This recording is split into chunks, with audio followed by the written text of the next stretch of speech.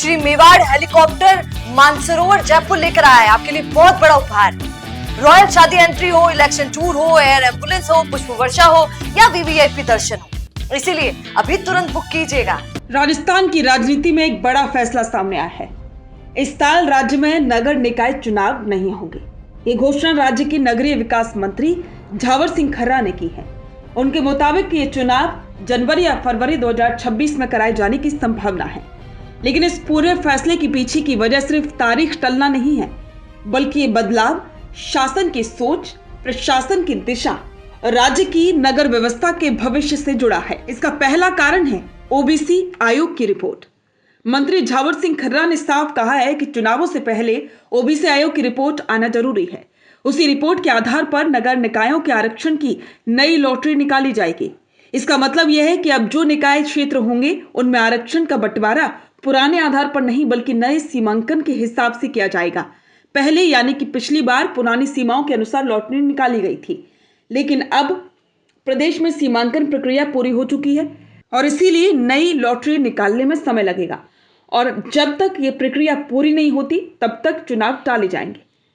ये एक तरह से सरकार का संकेत है कि वो जल्दबाजी में चुनाव नहीं कराना चाहती, बल्कि पूरे प्रशासनिक ढांचे को नई व्यवस्था में ढालकर ही जनता के सामने जाना चाहती है। और दूसरा बड़ा बदलाव, अब मेयर और चेयरमैन का सीधा चुनाव नहीं होगा। ये फैसला शायद सबसे अहम है।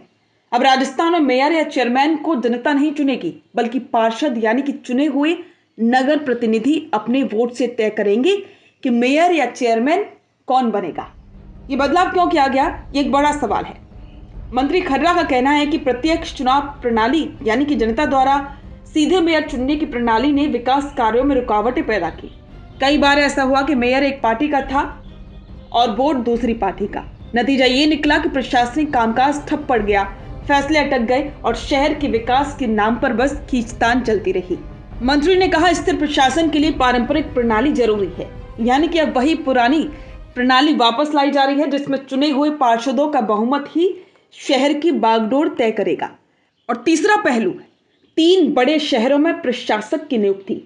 जयपुर, जोधपुर और कोटा जैसे बड़े नगर निगमों में फिलहाल प्रशासक नियुक्त किए गए हैं।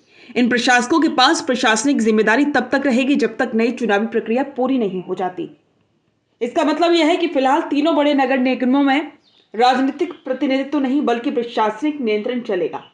सरकार का तर्क है कि इस दौरान नए सीमांकन, आरक्षण और प्रणाली परिवर्तन को शांतिपूर्ण लागू किया जा सकेगा।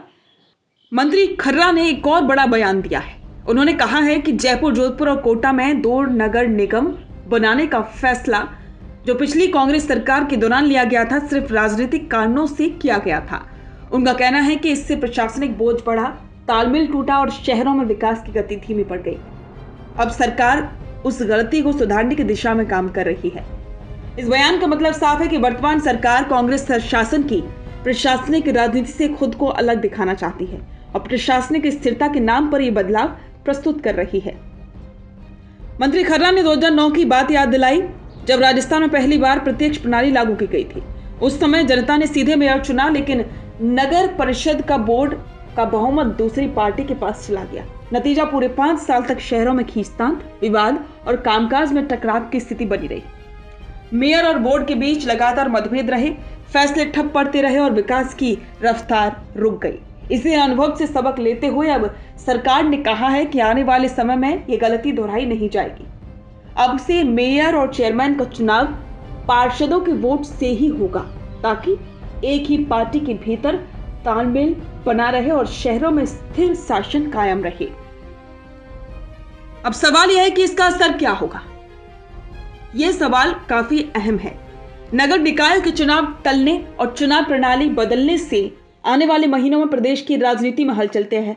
विपक्ष ये सवाल जरूर उठाया कि सरकार चुनाव टालने के बहाने लोकतंत्र को कमजोर कर रही है।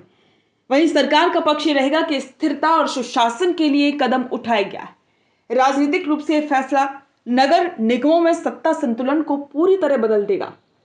अब जनता नहीं बल्कि पार्षद तय करेंगे कि शहर का अगला मेयर कौन होगा, यानी कि अब हर वार्ड चुनाव का महत्व बढ़ जाएगा, क्योंकि वही पार्षद आगे चलकर शहर की सरकार तय करेगा।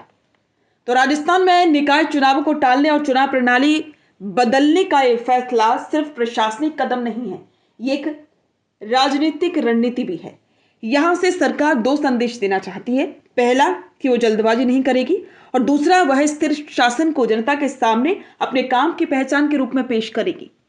अब देखना यह होगा कि जब जनवरी-फरवरी 2026 में नगर निकाय चुनाव होंगे तो जनता इस नई प्रणाली को कितना स्वीकार करती है। क्या ये बदलाव वास्तव में शहरों में स्थिरता लाएगा या फिर एक कदम जनता की भागीदारी को सीमित कर देगा? समय इसका जवाब जरूर देगा, लेकिन इतना तय है कि राजस्थान की नगर राजनीति अब नए मोड़ पर खड़ी है, जहां जनता नहीं बल्कि पार्षदों के वोट तय करेंगे शहर का भाग्य। बिजनेस अच्छा हो सकता है, लेकिन अगर नाम नहीं दिखा तो पहचान कैसे बनेगी?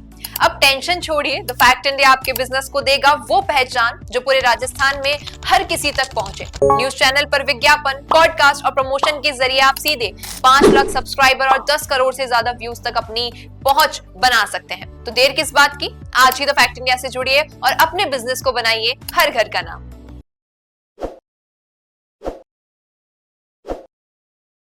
ताज़ा खबरों के लिए विजिट करें द फैक्ट इंडिया की वेबसाइट और डाउनलोड करें द फैक्ट इंडिया ऐप।